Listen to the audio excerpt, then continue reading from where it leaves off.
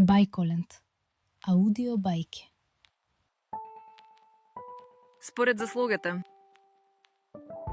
Недела е. Сите се дома. И тато, и мама, а се разбира и бабата и Зоки. Ручекот се вари на шпоретот, ја исполнува собата со миризба што предизвикува силен апетит. Додека ручекот се вари, сите по нешто работат.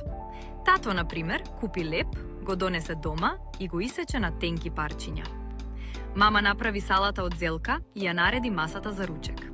Бабата го приваруваше ручекот и се врткаше околу шпоретот. А Зоки што правеше?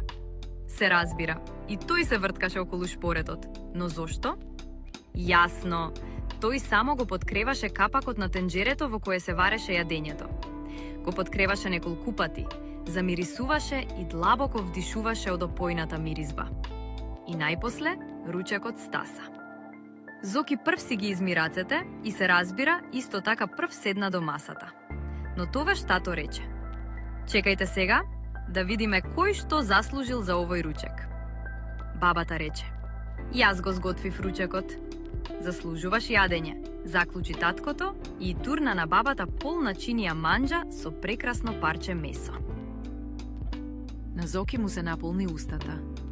Мајката рече: "Јас го исчистив станот, ги измив садовите, направив салата, ја наместив масата." "И ти заслужуваш јадење," рече таткото и нејзе стави полна чинија манџа и едно исто така убаво парче месо. Зоки сега веќе мораше да си голтнува. "Јас пак," рече таткото. "Бев на пазар, купив се што требаше, донесов леп и го исеков. Заслужувам ли ручек?" "Заслужуваш," рекоа бабата и мајката, па таткото си ја наполни чинијата. "А ти, Зоки, што направи?" се заврте потоа таткото кон Зоки. "Јас?" се зачуди Зоки. "Зарем и јас треба нешто да направам?" "Треба," рекоа сите. Јас,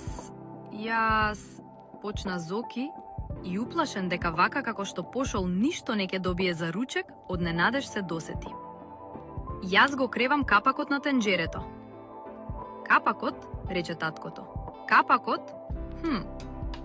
Тогаш, Зоки, еве ти го капакот за ручек." Ако ти се допадна бајката, притисни лајк, шер и сабскрајб.